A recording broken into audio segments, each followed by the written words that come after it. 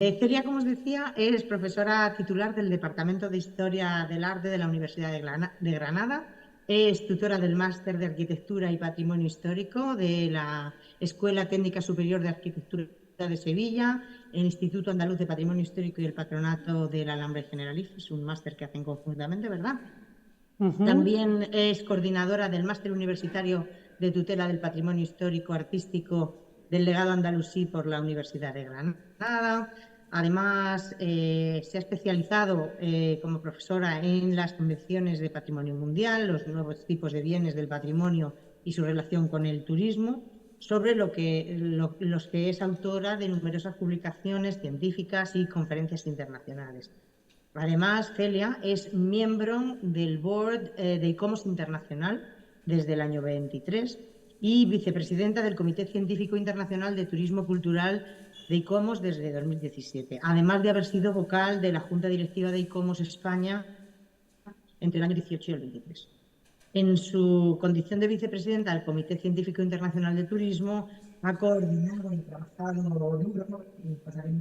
en la redacción de la Carta Internacional de ICOMOS sobre el turismo cultural y patrimonial, que se publicó en 2022 y que está teniendo un gran éxito y gran calado en el mundo del patrimonio mundial. Además, es experta externa y evaluadora del programa Horizonte 2020 del Consejo de Europa, entre otras muchas cosas, porque no me voy a extender hablando del gran currículum que tiene Celia, Mm, pero hoy está aquí con nosotros para hablarnos de la interpretación del patrimonio, los derechos, la regulación y la autenticidad. Con lo cual, sin más dilación, te doy la palabra, Celia, para que nos cuentes sobre este tema. Muchas gracias. Bueno, pues yo antes de comenzar, lo mismo que antes, quería dar muchísimas las gracias a la Alianza de Paisaje y en particular a ti, María, por haberme invitado a participar en este taller que me parece que tiene un tema que es muy necesario tratar desde una perspectiva muy amplia, ¿no? Como hemos empezado a hacer. La verdad que me gusta mucho como me repito, pero es cierto que la verdad que estáis haciendo un trabajo en la alianza y en particular desde la Secretaría excelente, vais rellenando huecos, ¿no?, doctrinales en muchas de las presentaciones y de las actividades que se han llevado a cabo en los últimos años, donde he tenido la suerte, María, de que contéis conmigo, así que me da muchísima alegría y también mucho orgullo pues poder participar una vez más en una actividad vuestra y que podamos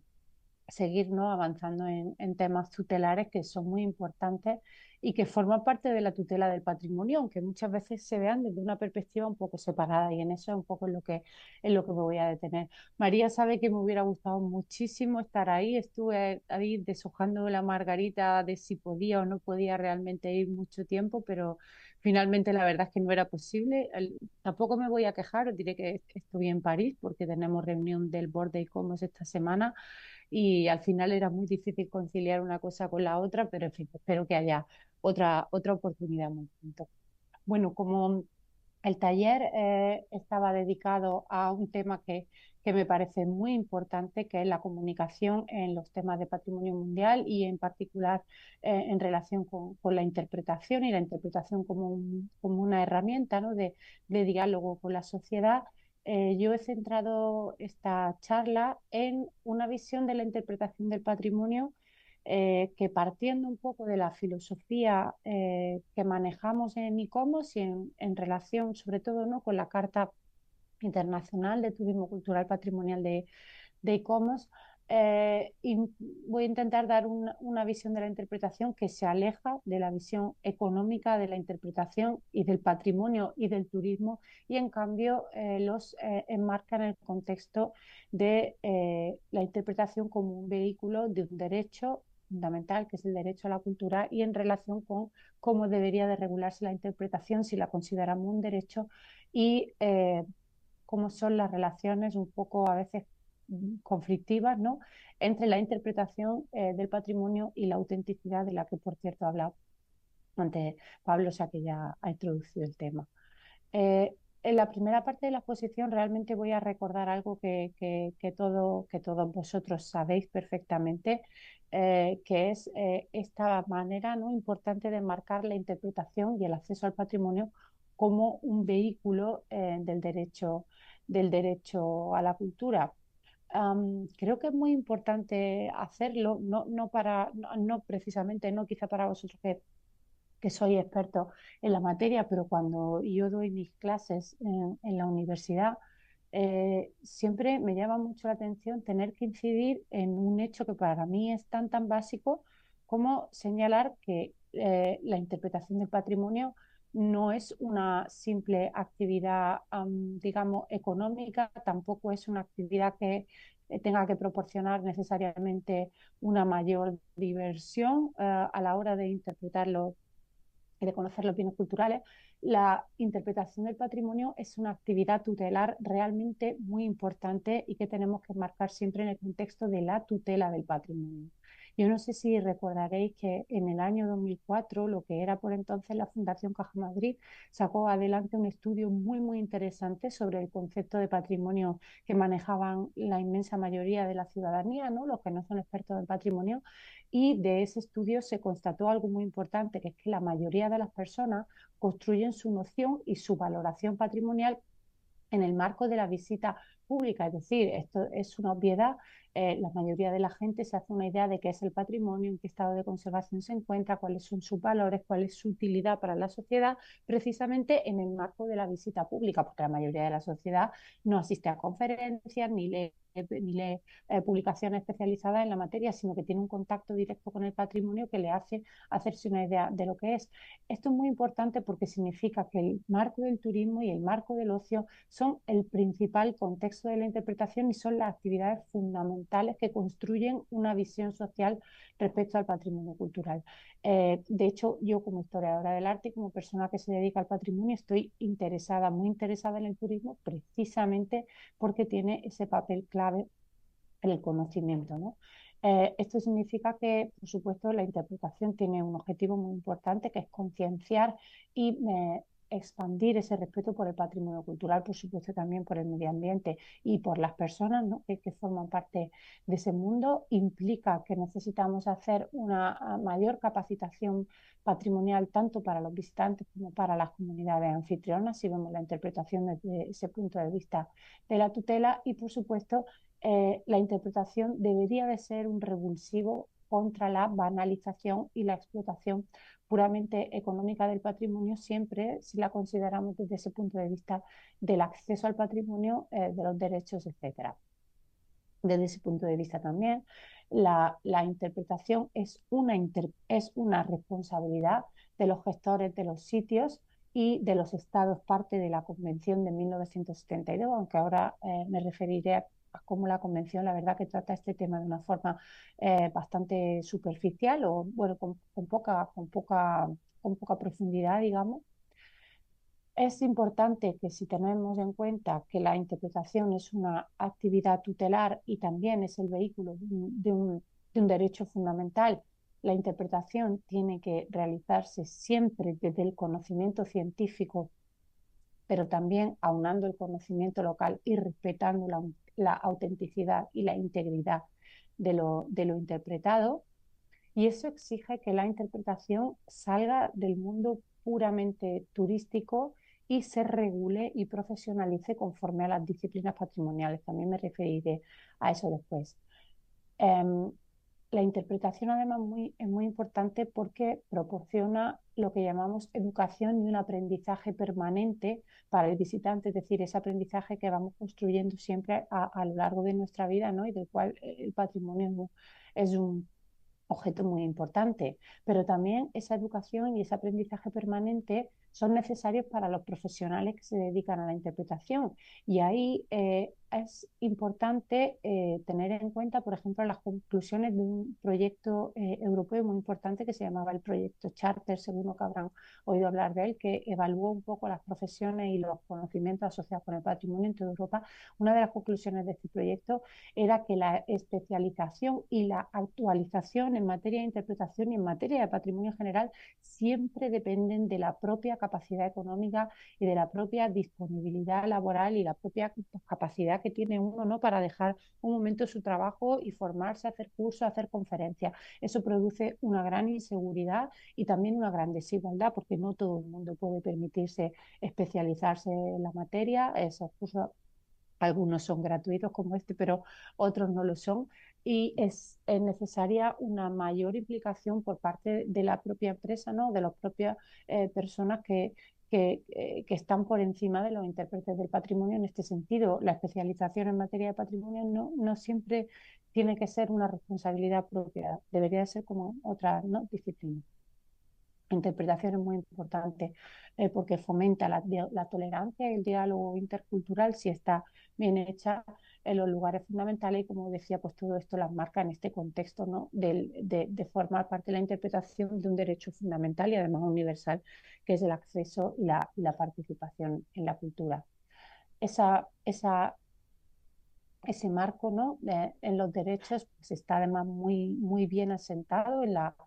normativa internacional y comparada desde la propia Declaración Universal de los Derechos Humanos, que reconoce, por supuesto, el derecho fundamental a la cultura y a participar en la cultura. Está, por supuesto, formalizado en nuestra Constitución, donde además el derecho a la cultura y al patrimonio están entremezclados con otros derechos más defendidos por la sociedad, como por ejemplo el derecho a un medio ambiente apropiado o incluso una vivienda digna.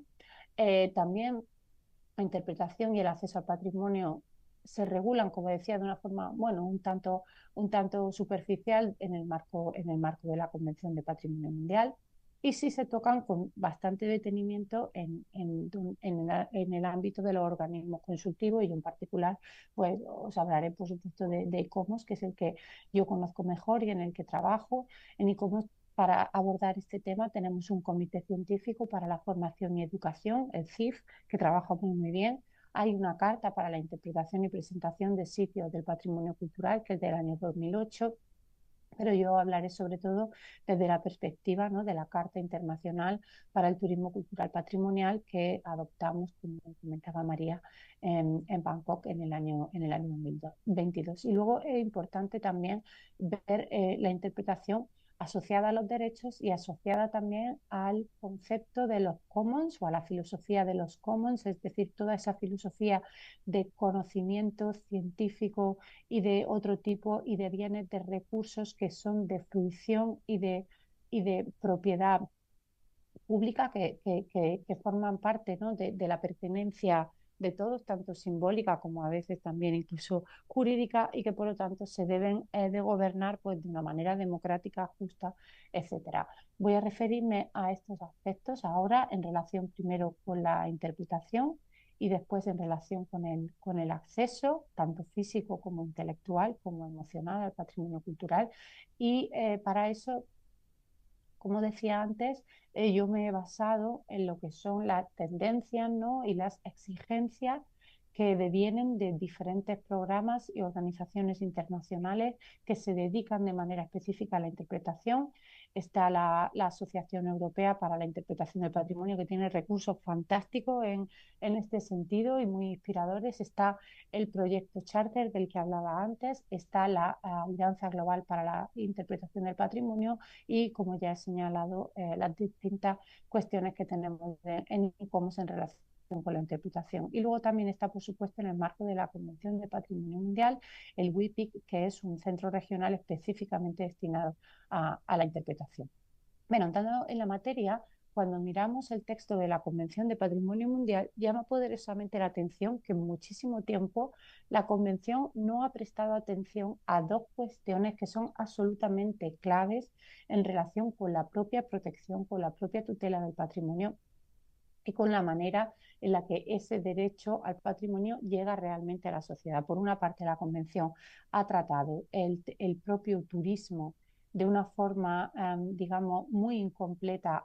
hasta prácticamente el año 2010, que es cuando las directrices prácticas empezaron a tener exigencias concretas en relación con la gestión del turismo y la gestión de los visitantes, a pesar de que el turismo sabemos que es una actividad con un impacto tanto positivo como negativo en el patrimonio muy fuerte. Llama mucho la atención que la Convención no haya ahondado en esa materia hasta hace relativamente bien poco, y las consecuencias de esa falta de abordaje pues yo creo que son también muy evidentes, aunque hoy no vamos a hablar de eso. Y de la misma manera, el texto de la Convención tampoco menciona suficientemente la interpretación, la presentación, la concienciación o la capacitación en materia de patrimonio. Se refiere a estas cuestiones de una forma simplemente secundaria, porque sí da gran importancia, en cambio, a lo que es la educación y la información, y dentro de la idea de que la principal obligación de los Estados partes es la protección, conservación, y ahí se dice presentación, que entonces, por supuesto, pues debemos de entender en el marco de la tutela.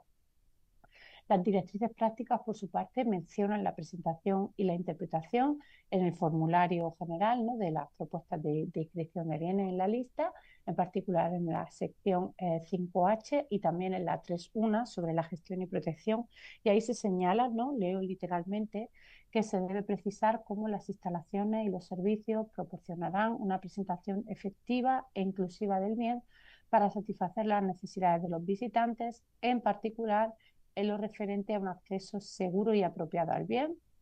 La sección debe tomar en consideración los servicios destinados a los visitantes, que se pueden incluir interpretación, la explicación, señalización, senderos, etcétera, museos, exposiciones sobre el bien, centros de acogida, centros de interpretación, o la posibilidad de usar tecnología y servicios digitales. Y esto es prácticamente todo lo que dicen las directrices prácticas con respecto a la interpretación. También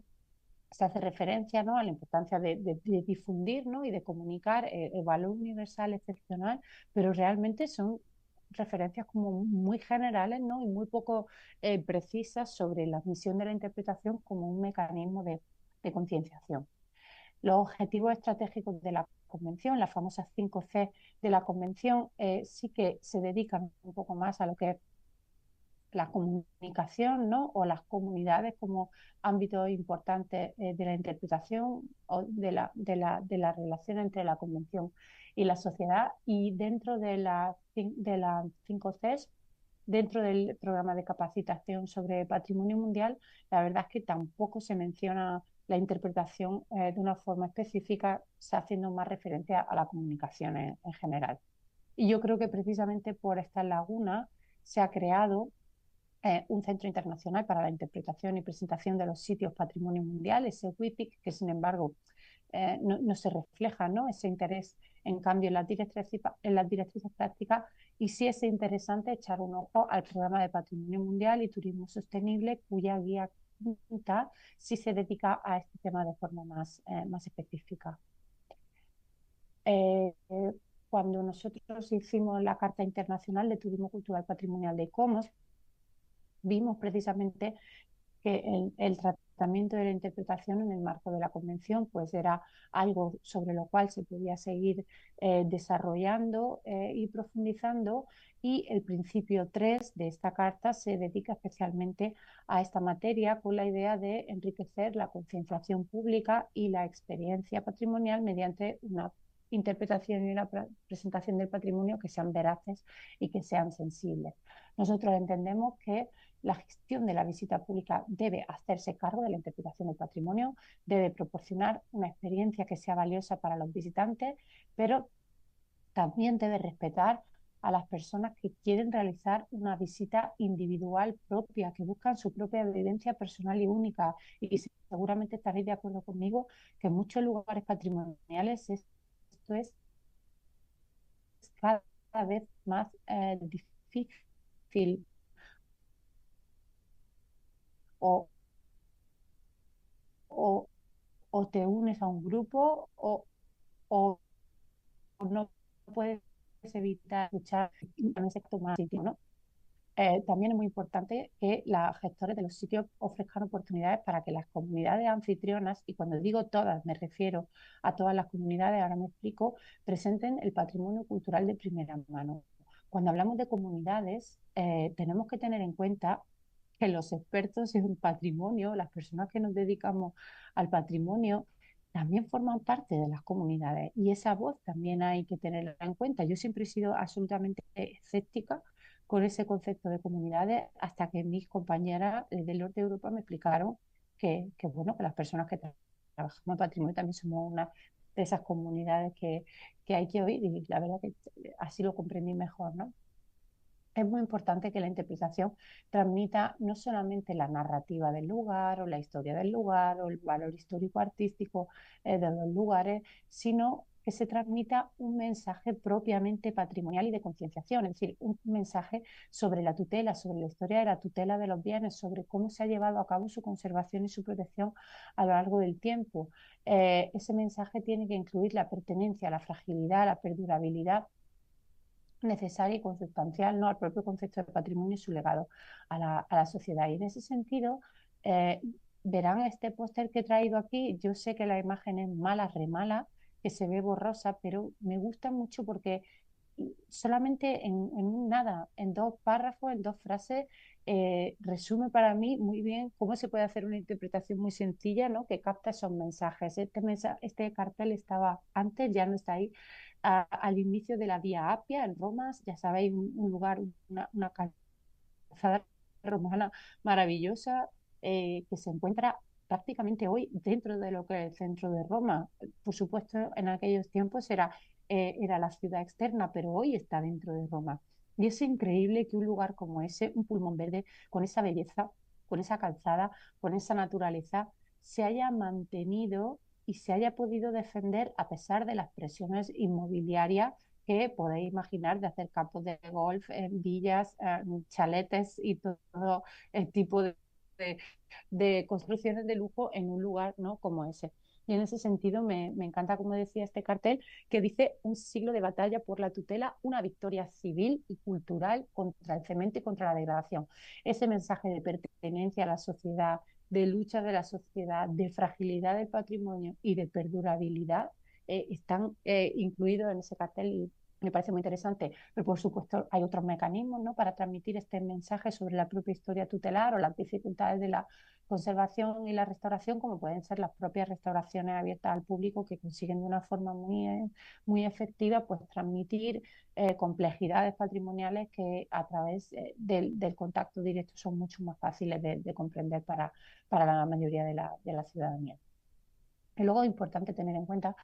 que los valores y el significado de los lugares patrimoniales pueden ser muy complejos, pueden ser controvertidos y pueden ser multifacéticos, por lo que la interpretación y la presentación tienen que intentar aunar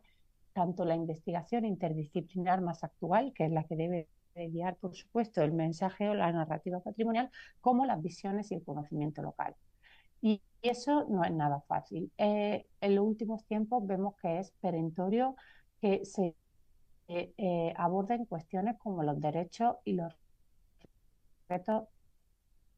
que tienen las comunidades, de manera que los visitantes y los operadores turísticos sean muy conscientes, muy respetuosos y muy responsables al visitar y promocionar el patrimonio. Es decir, el patrimonio, a esas complejidades o esos aspectos difíciles hay que explicarlos. De nuevo, desde ese punto de vista, es muy importante ver los bienes culturales como bienes de fruición común, de pertenencia común, frente a esa visión de la interpretación como una actividad puramente económica, en este caso estaríamos hablando de bienes que interpretamos para el conjunto de la sociedad, porque es al conjunto de la sociedad a la que pertenecen.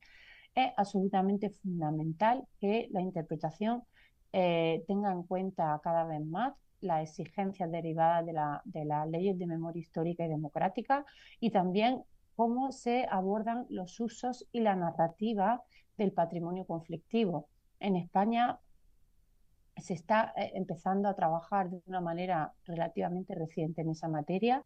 pero yo en el contexto de ICOMOS y de mis compañeros en ICOMOS veo cómo se están abordando estas cuestiones y son absolutamente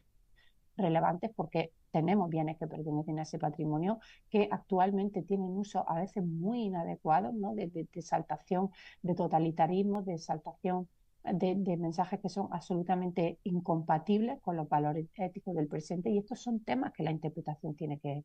abordar. Y desde ese punto de vista, la interpretación tiene que ser inclusiva, respetuosa, se tiene que basar en los derechos y tiene que abandonar esas narrativas a veces unívocas, heteropatriarcales, colonialistas, que, que aún quedan, ¿no?, en muchos sitios. En ese sentido, también es importante que nos preguntemos qué es lo que queremos recordar,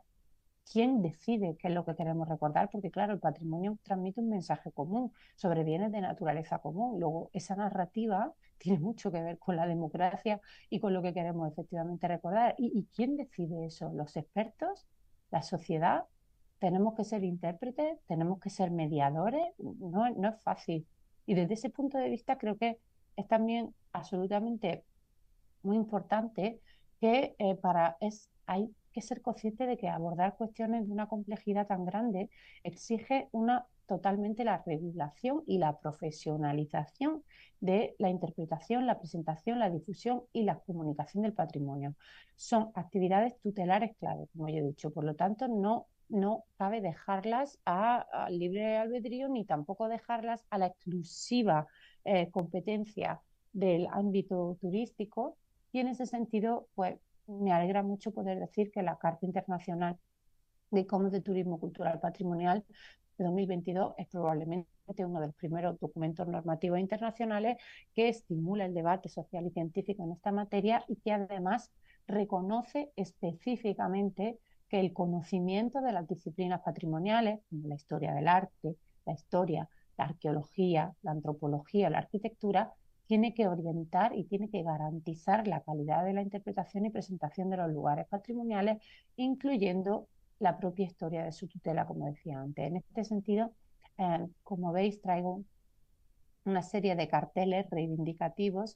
de APROA, que es la Asociación de Profesionales Historiadores del Arte Española, que tienen campañas muy importantes, ¿no?, en relación con los derechos que tenemos, en particular los historiadores del arte en esta materia. Y bueno, los carteles son muy divertidos, hay muchísimos de eso. Y en ese sentido hay un contraste importante entre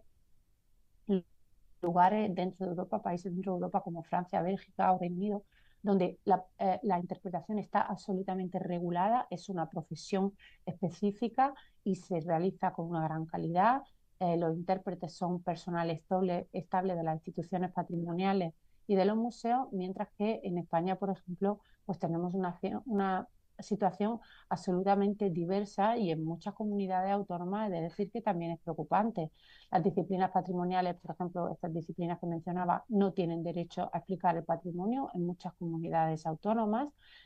Con esto lo que quiero decir es que yo soy doctora en Historia del Arte, pero hoy por hoy en Granada ni en Andalucía podría explicar un bien cultural sin estar llevando a cabo una actividad ilegal, porque soy doctora en Historia del Arte, pero no soy guía turística. ¿Por qué tendría yo que convertirme en guía turística para explicar un monumento si esos lugares son el objeto de estudio del grado que yo hice? Y además, bueno, en mi caso, ¿no?, con un doctorado también. Pues esto está asociado con el incumplimiento de una directiva europea, que es la directiva Bolkestein, que liberalizó algunas profesiones. En España esa liberalización se utilizó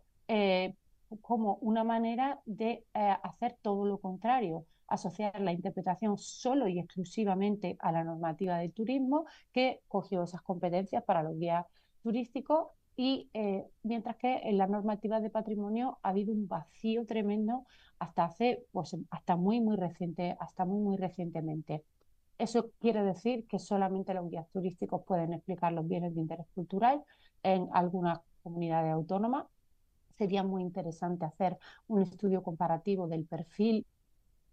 y de la profesión de intérprete, si está regulada en alguna de las leyes de las comunidades autónomas o no. Y esto es fundamental porque hay situaciones de acoso y hay situaciones de conflicto muy graves, incluso con policía, y muchas de ellas están incluso judicializadas. Y bueno, a mí desde luego me parece una injusticia tremenda, y nunca dejo de aprovechar estos foros, ¿no?, de lugares de reflexión para reflejar esta situación. María, ¿me dices qué tiempo me queda y veo si hablamos de lo siguiente o si voy concluyendo? Pues vas concluyendo si puede ser, pero ya vamos con un poquito de Vale, retraso, pero bueno, no dejes de sí, por eso, contarnos porque nos interesa mucho lo que estás diciendo, pero rápido si puede ser para vale, agilizar. vale, vale. Gracias. Abreví un poco, o sea, mi mensaje importante era más en relación con la interpretación. Respecto al acceso al patrimonio, simplemente quería hacer referencia un poco a algo que también me preocupa un poco, que es la excesiva virtualización que se está produciendo, ¿no?, en gran medida en relación con la interpretación y con el acceso. El acceso al patrimonio hemos visto que forma parte de ese derecho fundamental, y el acceso y proporcionar un acceso a los bienes culturales es absolutamente importante hacerlo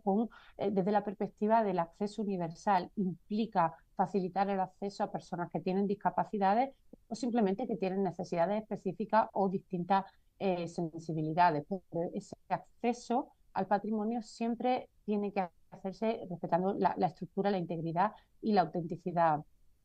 de los bienes. Y en cambio a lo que asistimos es que partiendo un poco de esa idea, como decía, yo creo que hoy asistimos a una excesiva virtualización, ¿no? de los bienes. Por supuesto, la tecnología, la realidad aumentada, las reconstrucciones virtuales basadas en la investigación científica, no inventando cualquier cosa, pueden ser una buena opción para proporcionar ese acceso universal, pero no son la única opción. Y tenemos que tener presente que el patrimonio testimonia el paso del tiempo y estamos educando a una gran mayoría de la sociedad a que el patrimonio no se puede entender si no está perfectamente reconstruido hasta el último detalle y la última capitel del último templo y que es un mensaje desde mi punto de vista totalmente erróneo. O sea, el patrimonio presenta una degradación y no podemos reconstruirlo todo virtualmente, pero um, a mí me preocupa extraordinariamente cuando vemos los fondos europeos y que la inmensa mayoría de los fondos a día de hoy no se van a la propia protección de los bienes, la conservación, la restauración, se van a la virtualización. ¿Habrá algo más estúpido que gastar una enorme cantidad de dinero en virtualizar un bien y no en su propia restauración y conservación? Pues es que esto está pasando en muchísimos lugares. Entonces yo creo que es algo que merece una reflexión. Y luego, importante también mencionar que el acceso inclusivo e universal no tiene que ser necesariamente sinónimo de provocar un tremendo impacto patrimonial, como vemos que ha sucedido, o por lo menos desde mi punto de vista sucede con ese pavimento, ese hormigonazo tremendo con el que se ha pavimentado ahora toda la Acrópolis de Atenas y bueno, ese suelo rocoso ha desaparecido un poco. Yo entiendo que hay que proporcionar acceso a todas las personas, pero quizá habría formas más sutiles de hacerlo. También hay un ascensor que sube ahora prácticamente a los pies del Erecteion. No tengo yo claro que este ascensor tenga un gran impacto patrimonial. Hay otra gente que piensa que sí. Para mí, a mí me duele más, muchísimo más, el hormigón este sin, sin nada de reparos que el propio ascensor. Son temas que merecen una reflexión. Claro que las personas que tienen discapacidades tienen derecho a visitar la Acrópolis, pero tenemos derecho. No lo sé, es difícil. En relación con esto voy a terminar. Quería señalar que hay formas, ¿no? de pensar el acceso como acceso universal y en ese sentido quería señalar que en ICOMOS, en el Comité Científico Internacional de Turismo Cultural de ICOMOS, hemos trabajado con la Agencia de las Naciones Unidas para el Turismo y también con la Fundación ONCE para hacer recomendaciones en relación con la accesibilidad en el caso concreto del turismo cultural. Les recomiendo muchísimo, no voy a incidir en la guía, quería comentarla un poco, pero no tenemos tiempo, pero sí recomiendo a los gestores que estáis escuchando que consultéis la guía porque da actuaciones, ¿no? Y, o sea, se divide en ámbitos que hay que ver, primero la accesibilidad, luego los espacios comunes y luego ya entran en lo que son los propios lugares patrimoniales, los museos, las salas de exposiciones, eventos y la creación de experiencias. Y para todos esos ámbitos da la forma de hacer una diagnosis y luego propone actuaciones que siempre, en este caso, intentan conciliar el acceso con la integridad y la conservación patrimonial.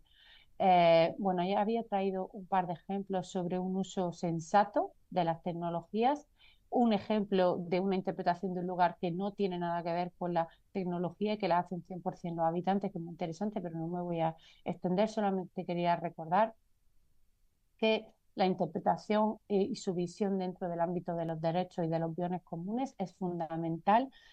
para intentar evitar que el patrimonio sea un escenario y que se banalice y se comercialice. Estas imágenes pertenecen al Wat Arun, probablemente uno de los templos más sagrados de Tailandia, pero han hecho una campaña, desde mi punto de vista, absolutamente errónea de promocionar el lugar como un sitio donde hacerse fotos con el traje común y fotos de bodas, bautizos y comuniones. Y el resultado es tremendo porque todo el mundo, como ven, están haciéndose las fotos. Los fotógrafos a los que se contratan se sientan en cualquier sitio.